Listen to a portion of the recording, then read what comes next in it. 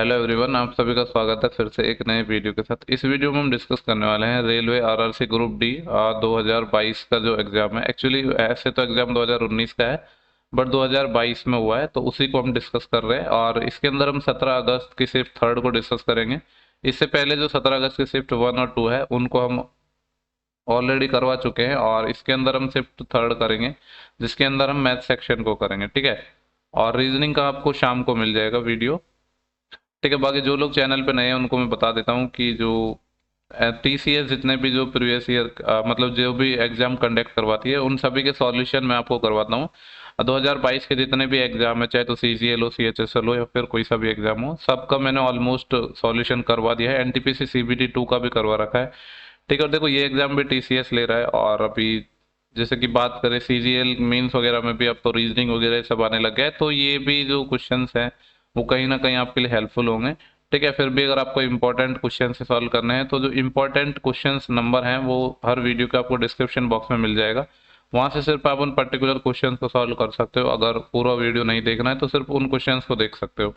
ठीक है, बाकी जो लोग नए हैं वो चैनल को सब्सक्राइब जरूर कर लो, जिससे कि वीडियो अगर आएगा तो आपको अपडेट मिल जाएगा। ठीक है, क्योंकि मैं तो रेगुलर वीडियो प्रोवाइड करवा रहा हूँ, अगर आपको पता नहीं चलेगा तो फिर कुछ वीडियो पेंडिंग हो जाएंगे। ठीक है, और बाकी आवाज़ थोड़ी कम आ रही है तो मैनेज कर लेना। एक्चुअली थोड़ा मेरे को फीवर वगैरह हो रहा है अभी, तो उतना ज़्यादा एक्टिव नहीं हो पा रहा हूँ मैं। ठीक है, स्टार्ट करते हैं। ठीक है, तो देखो पहला क्वेश्चन है, बोल रहा है कि द्विघात समीकरण है जिसके मूलों का योग निकालना है। आपको पता है कि क्वाड्रेटिक इक्वेशन द्विघात समीकरण के जो मूलों का योग क्या होता है। मैं मान लेता हूँ कि अगर इसके मूल अल्फा और बीटा है तो मूलों का योग अल्फा प्लस बीटा बराबर क्या होता है, माइनस एक्स का कॉफिशिएंट तो 7 हो जाएगा, बट एक्स स्क्वायर का कॉफिशिएंट जो कि कितना हो जाएगा, 4 हो जाएगा। तो माइनस के 7/4 है, जो कि ऑप्शन नंबर थर्ड हो जाएगा। ये बहुत ही सिंपल बेहद आसान क्वेश्चन था। इसके बाद अपना नेक्स्ट क्वेश्चन है, इसको अपन को सॉल्व करना है। ठीक है, आपको देखो बाहर हटाना तो आता ही है। ये देखो 0.16 है, इसको कैसे करेंगे, पहले तो लिखो आप पूरा नंबर 16, इसमें से माइनस कर दो जितने पर बार नहीं है 1 पर, और डिवाइड करेंगे। जितने 9 से डिवाइड करेंगे जितने पे बार है, तो 1 पर बार है तो 1 9, और जितने पे बार नहीं उतने 0 लगा दो। ठीक है, यही अपना शॉर्टकट होता है। प्लस इसी तरीके से यहाँ पे 15 माइनस 1, और यहाँ पे एक 9 आ जाएगा, एक 0 आ जाएगा माइनस। ठीक है, आप नॉर्मली भी कर सकते हो, पर इस तरीके से भी करोगे तो कोई प्रॉब्लम नहीं है। ये हो जाएगा 13 माइनस 1, और डिवाइड बाई कितना, 9 0। ठीक है, तो देखो ये कितना आ जाएगा, सबका जो एलसीएम है वो तो 9 0 ही आ जाएगा। अब यहाँ पे 16 माइनस 1 15, और यहाँ पे 15 माइनस 1 14, और 13 माइनस 1 12, और बाहर माइनस का हो रहा है तो माइनस का 12। 14 में से 12 गया तो 2, और 15 में 2 जोड़ा तो 17, तो 17/90 आ जाएगा अपना। 17/90 कौन सा ऑप्शन है, ऑप्शन नंबर 2 है अपना। ठीक है, इसके बाद अपना जो नेक्स्ट क्वेश्चन है वो एज से रिलेटेड है। बोला गया है कि 6 साल पहले और एक पिता और उसकी पुत्री की जो आयु थी वो 6 ईयर थी। ठीक है, फादर और डॉटर की आयु की अगर मैं बात करूँ 6 ईयर अगो कितनी थी, 6 गुनी, यानी डॉटर की 1 है तो फादर की 6 थी। ये हो रही है 6 साल पहले की, यानी अगर यहाँ पे मान लो हम प्रेजेंट में हैं, तो इससे 6 ईयर पहले जा रहे हैं माइनस में।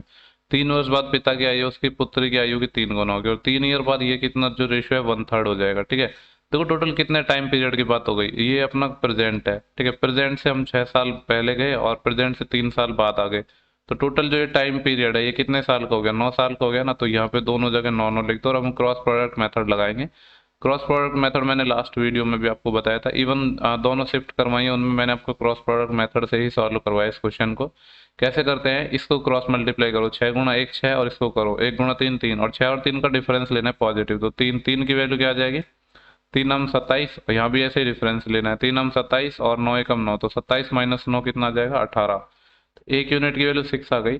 ठीक है, हमसे पूछ रहे पुत्र की वर्तमान आयु क्या है। देखो यहाँ अगर 6 यूनिट की बात करूँ, हालांकि डॉटर की पूछा है तो डॉटर की देख लो, 1 यूनिट की वैल्यू 6 ईयर है, लेकिन जो ये 6 साल है, ये जो एज है ये कौन सी है, 6 ईयर अगो वाली है, यानी प्रेजेंट से। ठीक है, अब मेरे को अगर प्रेजेंट एज निकालनी हो तो 6 साल पहले इसकी आयु 6 थी, अभी वर्तमान में 6 साल और जाऊंगा तो कितनी हो जाएगी, 12 साल हो जाएगी। ठीक है, तो 12 ईयर इसका आंसर होगा, जो कि ऑप्शन नंबर अपना फर्स्ट है।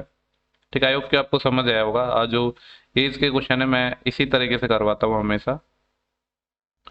ओके, इसके बाद अपना नेक्स्ट क्वेश्चन है 21, बोल रहे 2 अंकों वाली ऐसी संख्याओं की संख्या ज्ञात करनी है जो 2 और 4 दोनों से विभाजित। ठीक है, देखो 2 अंकों वाली जो संख्या है वो अपनी 10 से स्टार्ट होती है, आपको पता है, और कहाँ तक जाती है, 99 तक जाती है। लेकिन बोल रहा है 2 से भी हो और 4 से भी हो। अब जो नंबर 4 से होगा तो वो तो 2 से तो ऑब्वियस सी बात है हो ही जाएगा डिवाइड। तो सबसे पहला नंबर कौन सा आएगा 2 अंकों वाला, 12। फिर क्या आएगा, 16। फिर क्या आएगा 20, ऐसे ही चलता जाएगा डैश डैश डैश। और लास्ट नंबर क्या आएगा, देखो 99 तो होता नहीं है, लेकिन 98 तो होता है ना 4 से। आपको पता है 4 का डिविजिबल रूल क्या है, लास्ट के 2 डिजिट 4 से अगर डिवाइड हो रहे हैं तो नंबर है वो 4 से डिवाइड हो जाएगा। तो क्या ये 4 से डिवाइड होता है? 4 दूनी 8, 1 4, नहीं ये नहीं होगा यार, 96 होगा ये। 98 डिवाइड नहीं हो पाएगा, 96 होगा। ठीक है, अब देखो इसमें जो टर्म निकालने के बहुत सारे तरीके हैं। ठीक है, एक आपने पढ़ा होगा, अगर मेरे को टोटल टर्म निकालनी है तो किस तरीके से हम निकाल सकते हैं, काफी सारे तरीके हैं इसको निकालने के। सबसे पहले क्या करो, लास्ट डिजिट यानी 96, इसमें से माइनस करो पहले वाला 12, और इसको डिवाइड करो किससे, जितने का गैप है, ये गैप है, ये कितने का है, सब में 4 4 का गैप है ना, तो 4 से डिवाइड कर दो। तो ये कितना आएगा, 6 माइनस 2 4, और 9 माइनस 1 8, और इसको 4 से डिवाइड किया तो 21 तो ये आया। ठीक है, इसमें एक और जोड़ दो तो ये आ जाएगा अपना 22। एक तो ये तरीका होता है। अगर आपको ऐसे भी नहीं समझना है तो ऐसे समझ लो, ये 4 गुणा 3 है पहला। ठीक है, ऐसे ही 4 गुणा 4 से चलता जाएगा, और लास्ट में ये कितने तक जाएगा, 4 गुणा 4 दूनी 8, और 4 4 16 24। ठीक है, अब देखो मेरे को टोटल टर्म निकालनी है, तो आप देख रहे हो कि ये अगर 4 गुणा 1 से स्टार्ट होता तब तो 24 हो जाता, लेकिन इसमें 4 गुणा 1 और 4 गुणा 2, दो टर्म नहीं है, यानी दो कम है इसमें, तो 22 हो जाएगा। ठीक है, हालांकि आप तरीका आप यही याद रखो, लास्ट वाले का और पहले वाले का डिफरेंस डिवाइड करो इनमें जितना भी गैप है उससे, और उसमें एक जोड़ दो। ठीक है, जैसे चाहो आप वैसे कर सकते हो, अर्थमेटिक प्रोग्रेशन है, एपी है, आप एपी लगा के भी निकाल सकते हो। लास्ट टर्म यानी टोटल मान लो कि एन टर्म है, तो ए एन व पद आपको 96 है, और ए एन बराबर होता है a+n-1 इंटू टी। ए की वैल्यू 12 है, एन की निकालनी है, और डी मतलब कॉमन डिफरेंस, वो अपन को पता ही है, सार्वंतर 4 है। तो कैसे भी निकाल सकते हैं, बहुत सारे तरीके निकालने के। ओके, इसके बाद अपना जो नेक्स्ट क्वेश्चन है 22 है, बोल रहा है कि यदि द्विघात समीकरण 5x² plus B x plus 4 बराबर 0 है, इनके जो मूलों का योग 9 है, तो b का मान निकालना है। ठीक है, आपको पता है कि मान लो अगर इसके रूट अल्फा और बीटा है तो मूलों का योग क्या होगा, अल्फा प्लस बीटा बराबर माइनस एक्स का कॉफिशिएंट b अपॉन x² का कॉफिशिएंट 5, और इसकी वैल्यू अपन को 9 के इक्वल गिवन है, तो यहाँ से सिंपली b की वैल्यू कितनी आ जाएगी, 9 × 5 = 45, माइनस का 45 आ जाएगा, जो कि ऑप्शन नंबर अपना 4 है। इसके बाद अपना नेक्स्ट क्वेश्चन है 24, बोल रहा है एक्स बराबर 2 होने पर 5+x 2x+7 6x+9 और y क्या है, समानुपात में है, तो y का मान निकालना। समानुपात मतलब सेम रेशो में है। ठीक है, दो दो का रेशो ले लो, यानी आप 5+x डिवाइड बाई 2x+7, इनका जो रेशो होगा वो बराबर होगा किसके रेशो के बराबर, ये पहले दो का रेशो और बाद के दो का रेशो, यानी 6x+9 डिवाइड बाई वाई। ठीक है, तो यहाँ पे पहले x की वैल्यू अगर रखेंगे तो y निकल जाएगा, x बराबर 2 है तो 5+2 7 बटे 2 दूनी 4 4 7 11 इक्वल टू x की वैल्यू 2 है ना, 6 दूनी 12 12 और 9 21, और यहाँ पे y है। तो देख पा रहे हो आप 7 से ये 3 टाइम चले गए, हमें y चाहिए, तो y तो इधर मल्टीप्लाई हो जाएगा और 11 इधर मल्टीप्लाई हो जाएगा, तो 11 तो 33, तो y की वैल्यू 33 आ जाएगी, जो कि ऑप्शन नंबर अपन को 2 गिवन है। ठीक है, इसके बाद नेक्स्ट क्वेश्चन 27 है, है तो टाइम एंड वर्क का, आई थिंक, पता नहीं, देखते हैं क्या क्वेश्चन है। बोल रहा है कि ए एक साड़ी को 11 दिनों में, और बी उसे 20 दिनों में, और सी उसे 55 दिनों में पेंट कर सकता है। ठीक है, एक साड़ी है जिसमें को पेंट करना है, और 3 लोगों के बारे में गिवन है, ए बी सी। ए कर सकता है इसको 11 दिन में, बी कर सकता है 20 दिन में, और सी कर सकता है 55 दिन में। ठीक है, अगर देखो इनका मेरे को एलसीएम लेना होता तो 11 और 55 का तो 55 आ जाता, अब 55 और 20 का और एलसीएम लेना है। जो 20 है उसमें 5 और 4 छिपा हुआ है, और जो 55 है उसमें 5 और 11, यानी इनके एलसीएम में एक 5 तो आएगा, आएगा क्या नहीं, अब एक 11 भी आएगा और एक 4 भी आएगा, यानी ये इनका एलसीएम आएगा देखा जाए तो 55 चौके, अगर 50 चौके 200, 220 होता वैसे ये। तो ए की इफिशियंसी कितनी आ जाएगी, यहाँ पे 11 से 11 कट जाएगा तो 20 आ जाएगी, यहाँ पे 20 से 20 कट जाएगा 11, यहाँ पे 55 कट जाएगा तो 4। ठीक है, तो इनकी जो इफिशियंसी है वो निकल चुकी है ए बी सी की। अब देखते हैं कि आगे हमसे क्या पूछा गया है। यदि कार्य पूरा होने तक प्रत्येक विषम संख्या वाले दिन पर बी द्वारा ए की सहायता की जाती है, और प्रत्येक सम संख्या वाले दिन पर सी द्वारा ए की सहायता की जाती है। ठीक है, देखो वर्क किस तरीके से हो रहा है, अपने दो जो पहले दिन करेंगे, एक तो जो ऑड डे में क्या हो रहा है, ऑड डे में जो ए है विषम संख्या वाले दिन द्वारा बी की सहायता, यानी ऑड डे में तो ए प्लस बी काम करेंगे, और जब इवन डे होगा तो कौन काम करेगा, ए प्लस सी करेगा। ठीक है, इस तरीके से अपना काम चलेगा।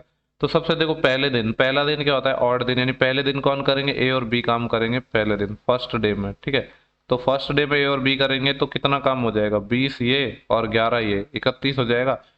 फिर अगर मैं बात करूँ सेकंड डे की, तो सेकंड डे इवन डे है, उसमें कौन काम करेंगे, अपने ए और सी करेंगे। ए और सी कितना कर लेंगे, 20 और 4 24 24 हो जाएगा। ठीक है, तो मैं ये कह सकता हूँ कि 2 डेज में अपना कितना काम कंप्लीट हो जाएगा, तो 4 और 1 5 और 3 2 5, 55 काम हो गया ना। अपन को देखो करना कितना है, 55 × 4, क्योंकि एलसीएम भी तो यही था, 5 × 11 × 4, यानी इसका 4 टाइम और चाहिए, तो दोनों साइड 4 टाइम और कर दो, अपना पूरा काम हो जाएगा। यानी जो 220 काम है अपना, वो कितने दिन में हो जाएगा, 4 दूनी 8 डेज में। ठीक है, तो 8 डे है इस सवाल का सही आंसर आएगा, जो कि अपना ऑप्शन नंबर 2 गिवन है। आई होप कि आपको सवाल समझ आया होगा। अच्छा क्वेश्चन था, बहुत ज्यादा कुछ ऐसा था भी नहीं, पर ठीक क्वेश्चन था मतलब। ठीक है, इसके बाद अपना नेक्स्ट क्वेश्चन है 28, बोल रहे वेंकट ने एक पुराना स्कूटर खरीदा और इसकी मरम्मत पर सीपी से 10% के बराबर की राशि खर्च की। ठीक है, मान लो कि इसने यहाँ 100 रुपए में कोई स्कूटर खरीदा, और इसने क्या हुआ, 10% राशि इस पर खर्च और कर दी मरम्मत करवाने के लिए। 10% मतलब 10 खर्च कर दी। ठीक है, तो इसको कितने का पड़ गया, 110 का पड़ गया। और उसने स्कूटर को 2200 में और उसने स्कूटर को 2200, सॉरी सॉरी, उसने स्कूटर को ₹2200 के लाभ पर बेचा, यदि उसे 20% का लाभ हुआ। ठीक है, अब देखो इसको तो इसका पड़ा ना स्कूटर 110 का, और इसने 20% लाभ पर बेच दिया, तो इसका 20% कितना होता है, 1/5, यानी कह सकता हूँ मैं 22 हो जाएगा।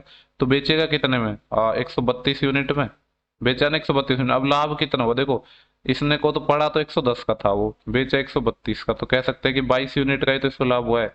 इस 22 यूनिट की वैल्यू 2200 रुपये है। तो यहाँ से 1 यूनिट की वैल्यू कितनी आ गई, 100 रुपये आ गई। तो बोल रहा है यदि उसे 20% का लाभ हुआ, तो उसने मरम्मत पर कितना खर्च किया। आपको पता है मरम्मत पर तो कितना खर्च किया उसने, 10 यूनिट खर्च किया था, तो एक जीरो लग जाएगा दोनों साइड, तो कितना हो जाएगा, 1000 रुपये हो जाएगा, जो कि ऑप्शन नंबर अपना 2 है। ठीक है, इसके बाद अपना नेक्स्ट क्वेश्चन है 39, बोला है राम की आयु 55 साल है और सोम की आयु 25 साल है, कितने वर्ष पहले राम की आयु है सोम की आयु की 3 गुना थी। ठीक है, देखो अपने पास दो लोग हैं, एक तो अपने पास राम है और एक अपने पास सोम है। राम की आयु 55 साल है और जो सोम है उसकी आयु 25 साल है। बोल रहा कितने साल पहले राम की आयु है वो सोम की आयु की 3 गुनी थी। पूछ रहा है कि 1/3 का रेशियो इनमें कब था। ठीक है, तो देखो यार इसको आप ऑप्शन से बना लो, ज्यादा बढ़िया है। अगर मैं 7 साल लूंगा तो ये आएगा 62, और 7 साल लूंगा, पहले की बात कर रहा है ना, पर ये माइनस करना पड़ेगा। तो देखो 55 में से 7 जाएंगे तो कितना आएगा अपना, ये अब देखो यहाँ पे पहले माइनस कर लो, 25 में 7 जाएंगे तो 18, तो 18 का 3 गुना 54 आना चाहिए था, तो 55 में से 7 घटाएंगे तो 54 तो नहीं आएगा, यानी पहला ऑप्शन नहीं हो सकता है। अगर 15 घटाया, तो इसमें से 15 घटाऊंगा तो 10 आ जाएगा, और इसमें से 15 घटाऊंगा तो 40, तो क्या 3 गुना है 40, 10 का नहीं है, तो ये वाला भी नहीं हो सकता है। ठीक है, यानी ऑप्शन नंबर पहला और दूसरा तो अपना होने से रहा।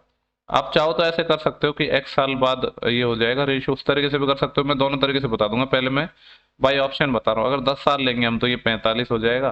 ठीक है, 10 साल लिया तो ये कितना हो जाएगा 45 का, और ये 10 साल कम किया तो 15 है ना, इसका ये 3 गुना बिल्कुल है। तो ये वाला अपना ऑप्शन हो जाएगा। ठीक है, ये तो जो हमने सॉल्व किया है बाई ऑप्शन किया है। अगर आप चाहते हो कि आप बाई ऑप्शन नहीं करना चाहते हो, प्रॉपर मेथड से करना चाहते हो, तो सिंपली कुछ नहीं है, x साल मान लो कि x साल पहले इनकी जो आयु है वो 1/3 में थी, तो 55 माइनस एक्स बटे ये कितने का था, 25 माइनस एक्स। एक्स साल पहले इनका जो रेशियो था वो 1/3 था, तो इसको क्रॉस मल्टीप्लाई करके एक्स की वैल्यू निकाल लो। तो देखो इधर तो माइनस का 3x आएगा और इधर माइनस का x आएगा, जब इसको मैं इधर लाऊंगा तो 2x आ जाएगा इक्वल टू ये 55 × 3 आएगा, जो कि 165 होगा, माइनस ये यहाँ पे कितना आएगा 25, इसको इधर लाऊंगा तो -25 हो जाएगा। यानी यहाँ से आ, जो 2x है उसकी वैल्यू कितनी आ गई, 5 माइनस 5 0, और 16 माइनस 2 14, x 70 आ गया। कुछ गड़बड़ कर दी क्या मैंने यहाँ, मुझे लग तो रहा है सही। ओके, गड़बड़ तो कर दी है हमने यहाँ, 1/3 तो उल्टा ले लिया है रेशो ही। देखो यहाँ पे अपन ने रेशियो थोड़ा सा गलत ले लिया था, ये 55 माइनस एक्स बटे 25 माइनस एक्स है, 1/3 सोम का हो रहा है। ठीक है, यानी इसका अगर 1 है तो इसका 3 होगा, इस तरीके से होगा ये। तो मैं चलो मल्टीप्लाई कर देता हूँ, 55 माइनस एक्स इसके बराबर हो जाएगा 25 × 75 माइनस का 3x। इसको इधर लाऊंगा तो प्लस का 2x बन जाएगा, और 75 माइनस 55 ये कितना आएगा, 55 65 75 20 आएगा ना, तो x की वैल्यू 10 हो गई। 10 क्या है कि 10 साल पहले उनकी जो आयु है 1/3 रेशियो में होगी, तो भी ऑप्शन थर्ड ही आ जाएगा। ठीक है, कैसे भी कर सकते हो आप इसको, बेसिक से कर सकते हो या बाय ऑप्शन कर सकते हो। ओके, इसके बाद जो अपना नेक्स्ट क्वेश्चन है ये डीआई का है। यहाँ पे बोल रहा है कि जो ग्राफ है उसमें 5 अलग अलग सब्जेक्ट है, physics chemistry bio English and Hindi. ठीक है, इसमें जो बॉयज और गर्ल है उनका जो नंबर्स है उसको यहाँ पे रिप्रेजेंट किया गया है। यहाँ पे लिखा हुआ है कि गर्ल है वो फिजिक्स में इतनी है, बॉयज इतने हैं, इस तरीके से यहाँ पे डेटा लिखा हुआ है। पूछा क्या है कि भौतिक विज्ञान मतलब फिजिक्स, रसायन विज्ञान मतलब केमिस्ट्री, और जीव विज्ञान मतलब बायो में पास होने वाली लड़कियों का जो रेशियो है वो क्या होगा। ठीक है, जो ये नंबर्स दे रखे हैं ये पास होने वालों का ही है। ठीक है, मैं चेक कर लेता हूँ डेटा में भी आपको थोड़ा ढंग से विजिबल नहीं हो, मैं इसको कर रहा हूँ थोड़ा सा जूम। ठीक है, अपन को निकालना है फिजिक्स केमिस्ट्री और बायो का लड़कियों का। तो देखो गर्ल्स ये रही, फिजिक्स में कितनी है अपनी 135, और इसके बाद केमिस्ट्री में है 195, और बायो में कितनी है अपनी 165। ठीक है, ये वाले नंबर 135, 195, 165 इन्हीं का रेशियो पूछा है। 15 से कट जाएगा ये, तो 15 नंबर 135, और 15 एकम 15 4, 15 ते 45, 15 एकम 15, 15 एकम 15, 9 13 11 आएगा, जो कि आपको ऑप्शन नंबर पहला नजर आ रहा है। ठीक है, इसको हम वापस अपनी पहले की पोजीशन में ले लेते हैं जूम में, जिससे अगले क्वेश्चन में प्रॉब्लम ना हो। ठीक है, तो 9 11 13 सॉरी 9 13 11 इसका सही आंसर हो जाएगा। सिंपली रेशियो निकालना था, इसमें कैलकुलेशन वाला कुछ पार्ट था नहीं। ओके, इसके बाद जो नेक्स्ट क्वेश्चन है अपना वो है 41। बोल रहा है कि ये जो डायमेंशंस हैं किसके, क्यूबॉइड के, इसको चारों तरफ से हमें पेंट करना है। तो पेंट किए जाने वाले भाग का क्षेत्रफल क्या होगा, यानी इसका टी एस ए निकालना है बेसिकली हमें। टी एस ए क्या होता है, घनाभ का twice of L B plus B H plus H L. ठीक है, लंबाई चौड़ाई और ऊंचाई ये सारे नोटेशन तो आपको पता ही होंगे। तो L B plus B H plus H L ये होगा। ठीक है, सारी वैल्यूज रख दो आप यहाँ पे 2 इंटू एल बी की मैं बात करूँ। ठीक है, तो यहाँ पे देखो ऐसे किसी को भी मान लो कुछ फर्क पड़ेगा नहीं, इसको एल मान लो, इसको बी मान लो, इसको एच मान लो। तो एल और बी को मल्टीप्लाई करना है, यानी 18.5 को हमें मल्टीप्लाई करना होगा 12.5 से, प्लस फिर बी एच यानी 12.5 को मल्टीप्लाई करना होगा किससे, 10 से, फिर एच एल यानी 10 को मल्टीप्लाई करना होगा किससे, एल मतलब 18.5 से। ठीक है, इसको अगर हम सॉल्व करेंगे तो यहाँ पे देखो जो ये बाद वाले हैं ना, इस पहले वाले की कैलकुलेशन नहीं कर रहा हूँ मैं, इस दूसरे वाले की कर रहा हूँ। 125.5 को 10 से गुणा करोगे तो पॉइंट से ये मतलब 10 से ये पॉइंट हट जाएगा, तो ये तो 125 ही आएगा। ऐसे ही यहाँ पे इस 10 से ये पॉइंट हट जाएगा, ये 185 आएगा। ठीक है, इन दोनों का करना तो आसान था। अब जो ये है ना अपना पहला वाला, इसको अपन को सॉल्व करना है। अपन को 18.5 को मल्टीप्लाई करना है 12.5, 12.5 को मैं ऐसे लिख दूँ 25/2। ठीक है, अब इसको मल्टीप्लाई करो, 25 पंजे 125, 80 लाई 12, 25 अंठे 200, 200 और 12 कितने हो जाएंगे, 212, और 21 कैरी आएंगे, और 25 एकम 25, 25 और एक 26, और 36 46, 46 25 आएगा, एक यहाँ पॉइंट आ जाएगा, 2 से और भाग लग रहा है। तो ये कितना आ जाएगा, 2 दूनी 4, 2 तिया 6, 2 एकम 2, 2 दूनी 4, 1 2 पंजे 10, इतना आएगा ये। ठीक है, ये कैलकुलेशन हमने साइड में कर लिया, इसको मैं यहाँ से इरेज कर रहा हूँ। इन सबको जोड़ के डबल करना है बेसिकली हमें। ठीक है, तो देखो एक चीज वैसे आप मैं कह सकता हूँ, यहाँ पे जो पॉइंट 25 है उसका डबल करूंगा ना तो पॉइंट 5 आएगा लास्ट में, तो ये ऑप्शन अपना नहीं हो सकता है, और ना ये होगा। ये दो ऑप्शन तो नहीं होंगे, होंगे तो पहले या दूसरे में से। ठीक है, अगर सबको मैं ऐड ही कर रहा हूँ तो 0.25 तो लास्ट में आ ही जाएगा। और ये कितना है, 5 और 5 10, 10 और 11, एक कैरी आएगी।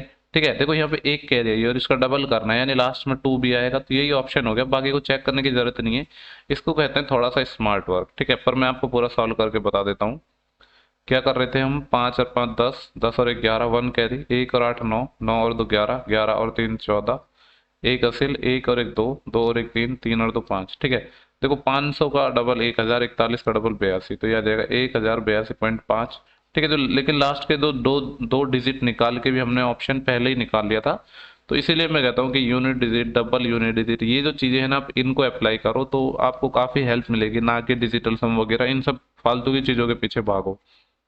ठीक है, इसके बाद अपना नेक्स्ट क्वेश्चन है, बोला है कि प्रत्येक 14 सेंटीमीटर लंबी भुजा वाले एक समबाहु त्रिभुज यानी इक्विलेटरल ट्रायंगल का हमें एरिया निकालना है। आपको पता है इक्विलेटरल ट्रायंगल का जो एरिया होता है वो क्या होता है, √3/4 इंटू साइड्स का स्क्वायर। साइड अगर ए है तो ए का स्क्वायर।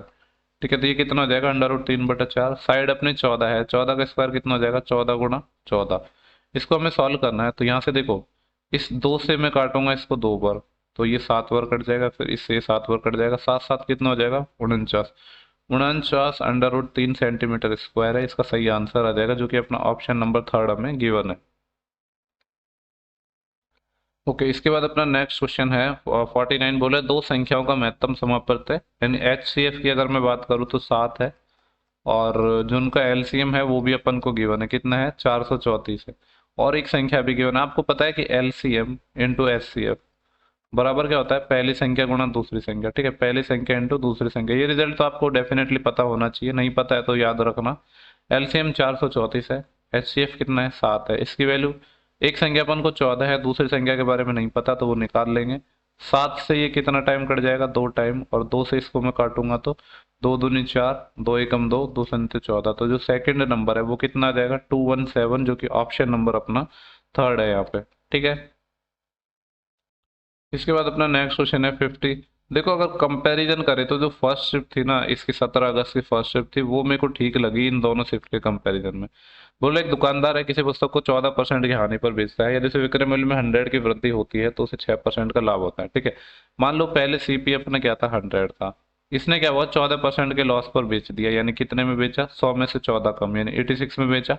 बोले यदि विक्रय मूल्य में 100 की वृद्धि होती तो क्या होता, अब उसे 6% का लाभ होता, यानी अब जब बाद में वो 6% का लाभ हो रहा है, यानी 106 में बेच रहा है, तो एसपी में कितने की वृद्धि हुई है, 14 तो ये और 6 ये 20 यूनिट की हुई है। ठीक है, इस 20 यूनिट की वैल्यू क्वेश्चन में कितना बोला है कि 100 रुपए की वृद्धि कर दी एसपी में, तो यहाँ से 1 यूनिट की वैल्यू कितनी आ जाएगी अपनी, 5 रुपए। हमसे पूछा क्या है, वस्तु का जो क्रय मूल्य यानी सीपी था, यानी 100 की वैल्यू पूछी है, तो कितनी आ जाएगी, 500।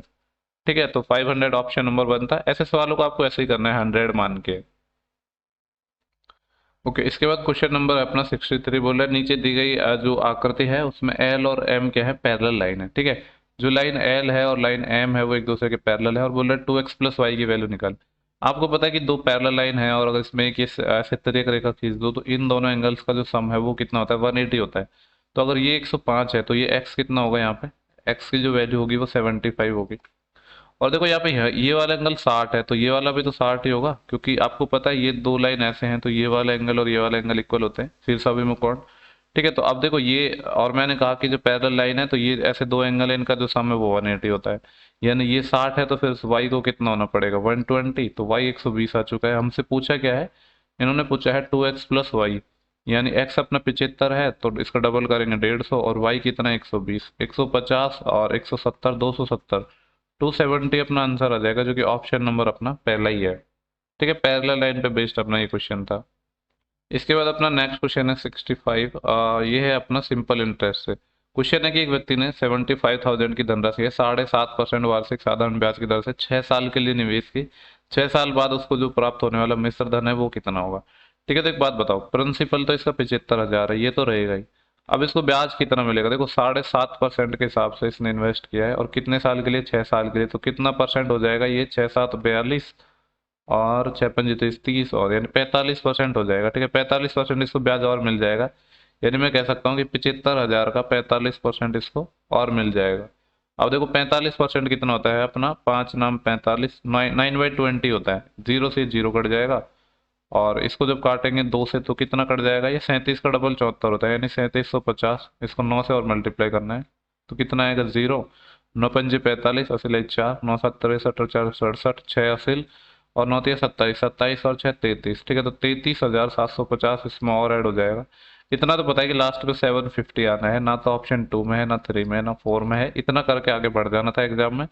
पूरा करना है तो पूरा कर सकते हो। देखो 75,000 और 33,000 ये कितने हो जाएंगे, 1 लाख तो ये, और 1,08,750, तो 108,750 हो जाएगा। ठीक है, लेकिन देखो पूरा जो डेटा निकालने की जरूरत नहीं होती, आपको पता है यहाँ पे 750 आ रहा है, और यहाँ पे जो संख्या है वो थाउजेंड्स में है, तो ये 750 तो रहना ही है, ये कहीं गायब ही नहीं होगा। तो इस तरीके से छोटी छोटी चीजें हैं, unit digit, double unit digit, और ऐसी चीजों का आप यूज करके आप थोड़ा एग्जाम में अपना टाइम बचा सकते हो। और ये जो चीजें हैं रेलेवेंट भी है, ऐसे नहीं इनमें कुछ आपको ट्रिक याद रखने की जरूरत है या डिजिटल सम वगैरह, ये सब करने की कुछ जरूरत नहीं है। ठीक है, इसके बाद क्वेश्चन नंबर 66 है। देखो ये चीज तो आप जब कंपटीशन लाइन में आ गए हो ना, ये चीज आपको सीखने की जरूरत है कि पूरा आंसर नहीं निकालना है, ऑप्शंस को सबसे पहले एक बार देखना जरूर है। काफी हेल्प मिलती है, ज्यादातर क्वेश्चनों में हेल्प मिलती है। छोटी छोटी हेल्प मिलती है, ऐसे नहीं कि डायरेक्ट ऑप्शन देख के अपने आंसर निकल जाएंगे। यूनिट डिजिट वगैरह ऐसे काफी मिलते हैं। इवन कभी कभी ऐसा होता है कि अगर आपके दिमाग में कोई गलत कॉन्सेप्ट आ रहा है तो आंसर देख के आप थोड़ा सोच सकते हो कि हम जो सोच रहे हैं वो गलत है। एक्स और वाई है, एक काम को 8 और 12 दिन में कर सकते हैं। ठीक है, एक्स और वाई है, ये 8 दिन में कर सकता है, ये 12 दिन में कर सकता है। एलसीएम 24 हो जाएगा, 8 या 24 और 12 दूनी 24।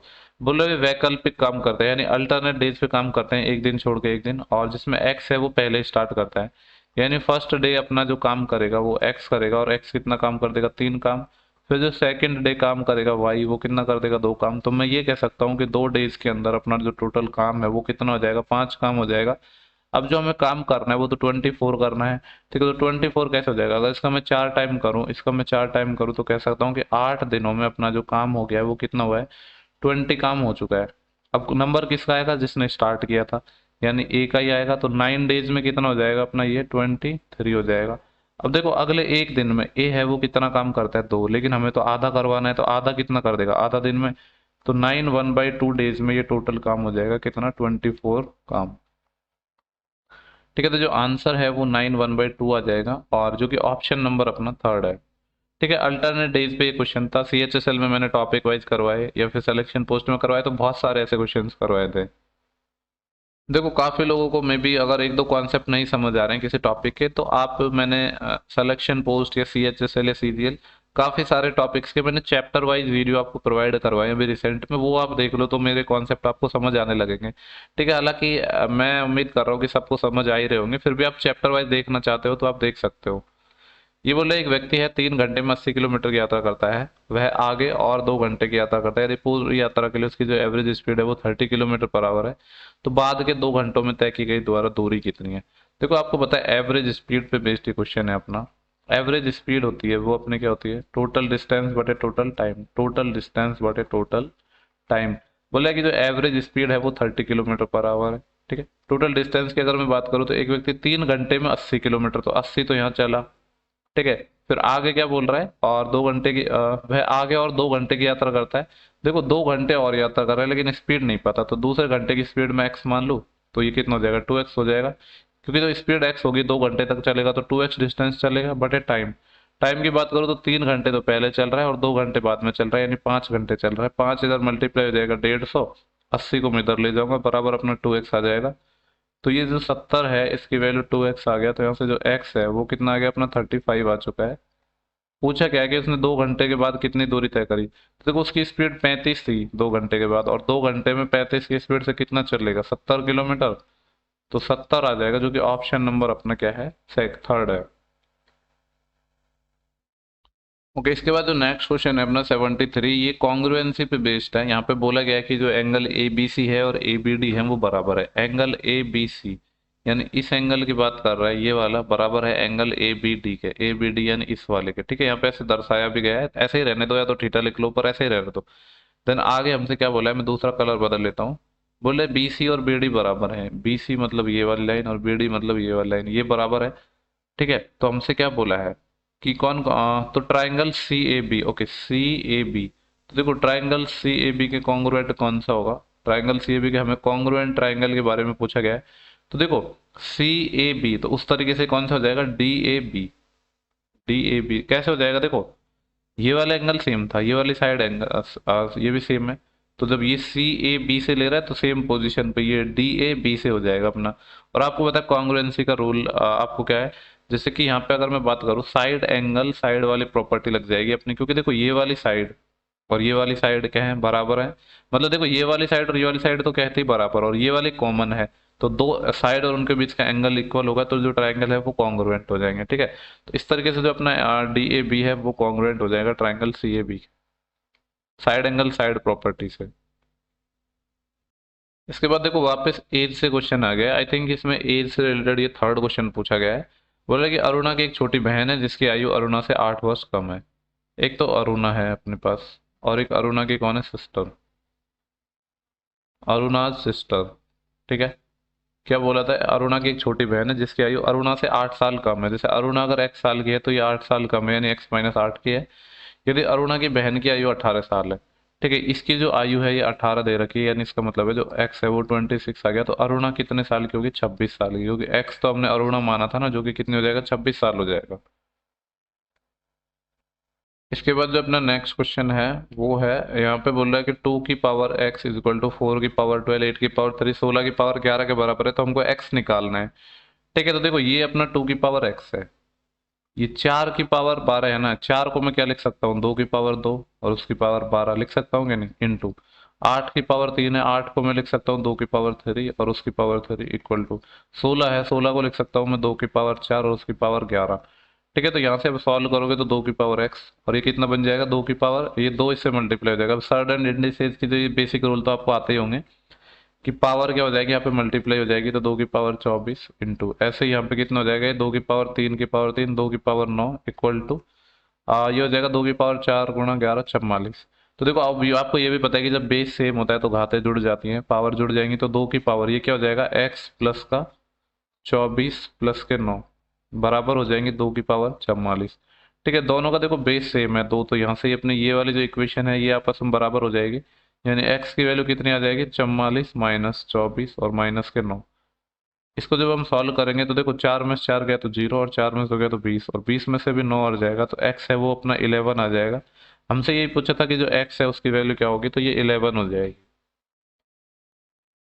इसके बाद अपना नेक्स्ट क्वेश्चन है, यहाँ पे बोला गया कि x/y 3/2 है, तो इसकी वैल्यू निकालनी।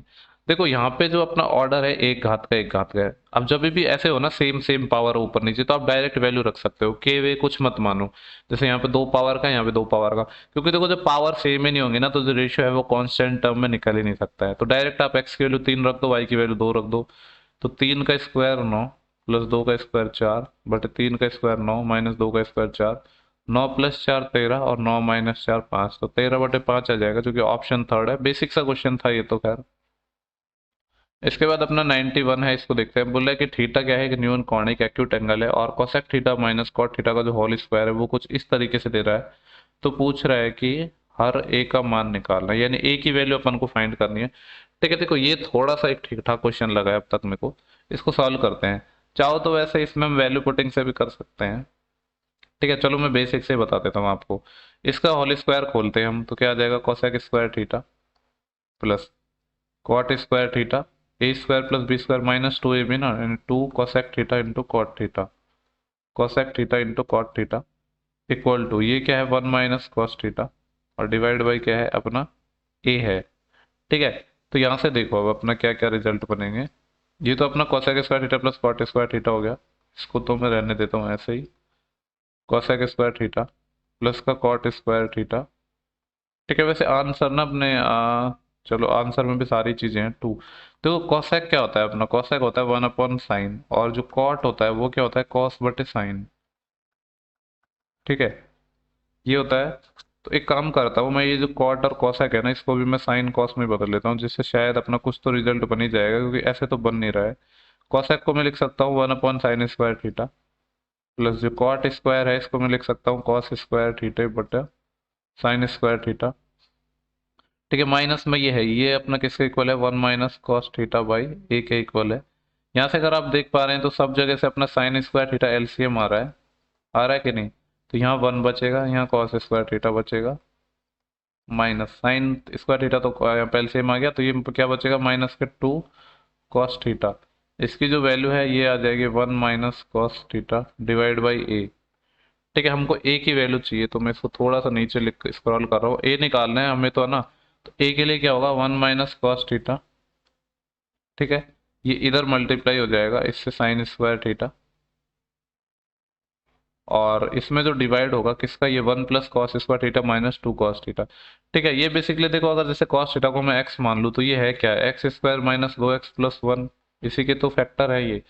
ठीक है, तो इसका क्या फैक्टर होगा, इसको मैं लिख सकता हूँ x - 1 का होल स्क्वायर, यही तो है ये x² यानी cos² थीटा, फिर माइनस का 2x यानी -2 cos थीटा+1, यानी ये वाली जो वैल्यू है इसको मैं लिख सकता हूँ क्या, cos थीटा -1 का होल स्क्वायर, ये 1 - cos थीटा का होल स्क्वायर लिख दो, कुछ फर्क नहीं पड़ने वाला है उससे स्क्वायर में। तो यहाँ से एक चीज तो समझ आ रही है कि इसको मैं 1 - cos थीटा भी लिख दूंगा। ठीक है, तो क्या होगा ये एक टर्म कट जाएगी, यानी ऊपर तो अपना साइन स्क्वायर थीटा बचेगा और नीचे यहाँ पे अपना क्या बच जाएगा, ये 1 - cos थीटा या cos थीटा -1 लिख दो, एक ही बात है। तो ये अपना बच जाएगा, क्योंकि यहाँ पे देखो माइनस कॉमन लूंगा तो मैं उससे 1 - से 1 - cos कट जाएगा, भी 1 - cos बचा। अब इसको मैं और क्या लिख सकता हूँ, साइन स्क्वायर थीटा को मैं लिख सकता हूँ 1 - cos² थीटा लिख सकता हूँ कि नहीं, और डिवाइड में अपना 1 - cos थीटा। इस तरीके से तो काफी बढ़िया क्वेश्चन बन गया। अभी इसमें a² माइनस b² का फॉर्म लग जाएगा 1 - cos थीटा और 1 + cos थीटा, जिसमें हमें डिवाइड करना होगा 1 - cos थीटा का। ठीक है, तो ये से ये कट जाएगा, 1 + cos थीटा अपना आंसर आ जाएगा। देखो अगर आप ट्रिग्नोमेट्री के जो क्वेश्चंस हैं अच्छे क्वेश्चंस हैं, अगर उनको आप बेसिक से बना पा लेते हो ना, तो इसका मतलब है कि आपकी जो ट्रिग्नोमेट्री है वो काफ़ी अच्छी है। क्योंकि बेसिक से बनाने में थोड़ी सी तकलीफ जरूर होती है क्वेश्चंस को, और काफ़ी क्वेश्चन तो ऐसे होते हैं कि बेसिक से ही बनेंगे वरना बनेंगे नहीं।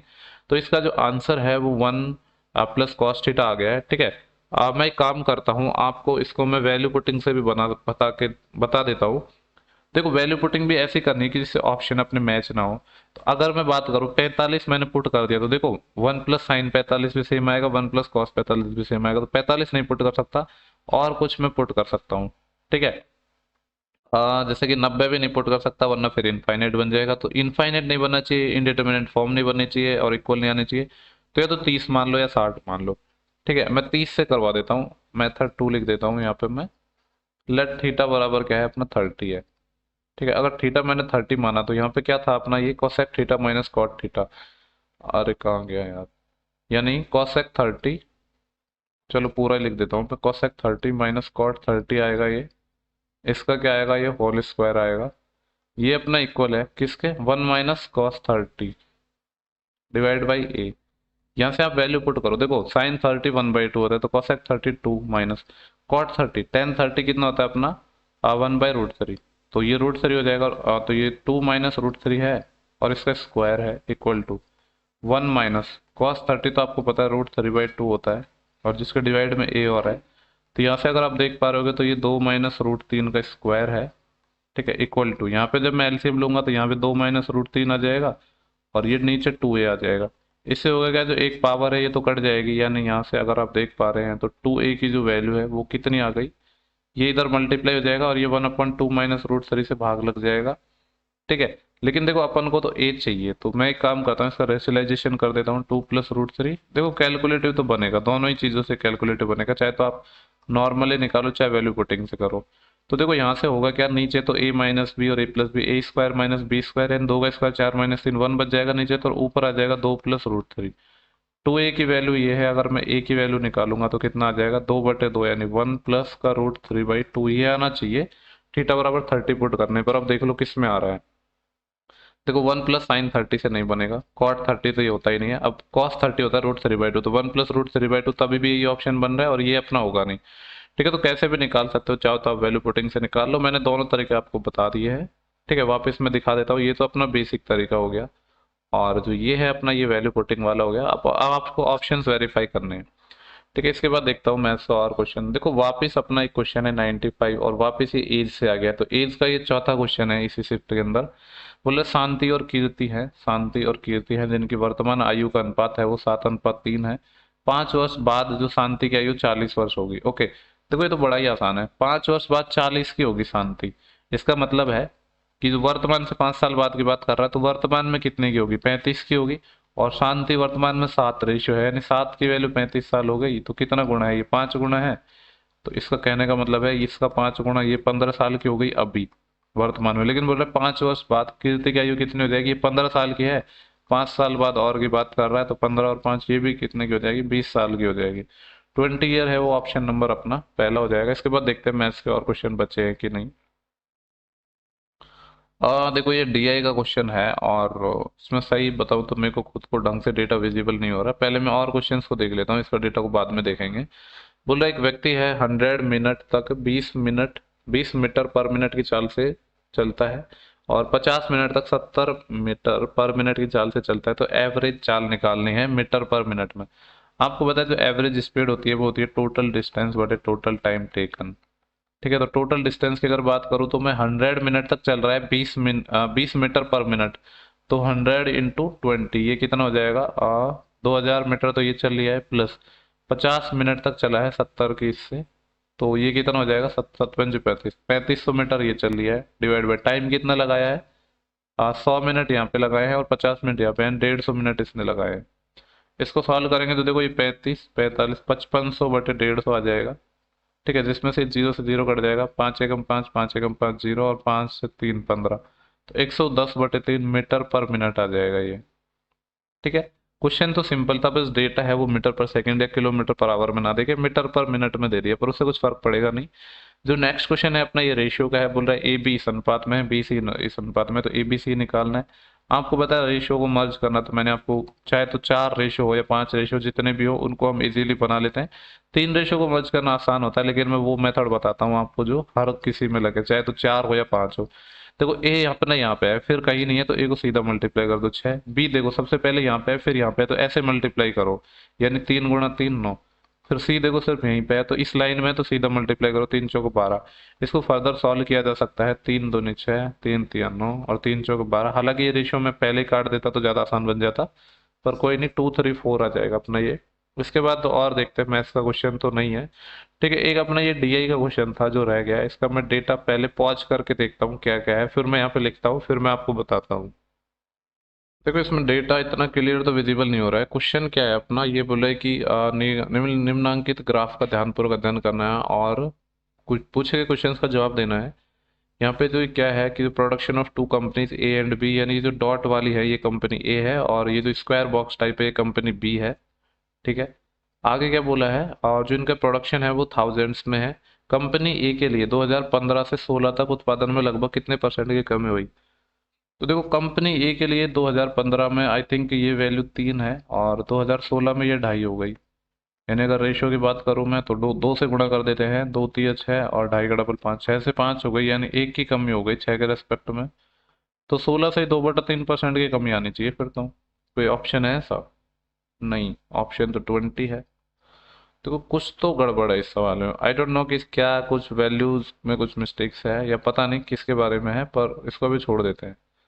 या फिर एक चीज हो सकती है 5 से 4 ना, एक की कमी 5। ओके, देखो यहाँ पे पता क्या है, अगर इसका आंसर 20 सही है ना तो फिर ये कंपनी ए के लिए बात नहीं करेगा, ये कंपनी बी के लिए होगा। ठीक है, इसको आप बी कर लो, क्योंकि बी देखो यहाँ पे 5 है अपना और ये 4 हो गया, यानी 5 से कोई चीज 4 हो गई है, तो कितने की कमी हुई है, एक की कमी हुई है, किसके रेस्पेक्ट में, 5 के रेस्पेक्ट में। और 1/5 होता है 20%। ठीक है, तो मे बी ये शायद एग्जाम में क्वेश्चन गलत आया हो, तो इसका जो आंसर है वो इस तरीके से हो सकता है फिर। ठीक है, तो जो भी होगा चलो ठीक है, अगर होगा तो आपने लगाया होगा इसके लिए, ऑब्जेक्शन किया होगा तो मार्क्स वगैरह मिल जाएंगे। ठीक है, तो ये सारे क्वेश्चंस थे अपने मैथ्स के। आई होप कि आपको वीडियो है वो पसंद आया होगा। देखो मैं कोशिश कर रहा हूँ कि वीडियोज आपके बंद ना हो। ठीक है, तबीयत खराब है पर फिर भी मैं कर रहा हूँ। अगर आपको सेशन पसंद आया है तो ज़्यादा से ज़्यादा शेयर करो, क्योंकि ज़्यादा से ज़्यादा लोग जुड़ेंगे तो मेरे को पढ़ाने में भी अच्छा लगेगा। ठीक है, बाकी पीडीएफ आपको टेलीग्राम चैनल पर मिल ही जाएगी, उसको आप ज्वाइन कर लो। ठीक है, मैं बोलता तो ऊपर आप लोग ज्वाइन नहीं करते हो, फिर आप कमेंट करते हो कि पीडीएफ कहाँ मिलेगी, पीडीएफ कहाँ मिलेगी, जबकि मैं हर वीडियो के शुरू में बोलता हूँ, तो वो मैं ऐसे ही थोड़ी बोलता हूँ, जो मैं बोलता हूँ उस पर थोड़ा ध्यान तो दिया करो ना। कितने सारे लोगों के कमेंट आते हैं कि पीडीएफ कहाँ मिलेगी, जबकि मैं हर वीडियो के स्टार्टिंग में बोलता हूँ कि पीडीएफ आपको कहाँ मिलेगी और लिंक कहाँ पे मिलेगा, फिर भी आप बार बार पूछते रहते हो। ठीक है, चलो मिलते हैं नेक्स्ट वीडियो में, तब तक के लिए बाय बाय। और दिवाली का सीजन चल ही रहा है, सभी को हैप्पी दिवाली।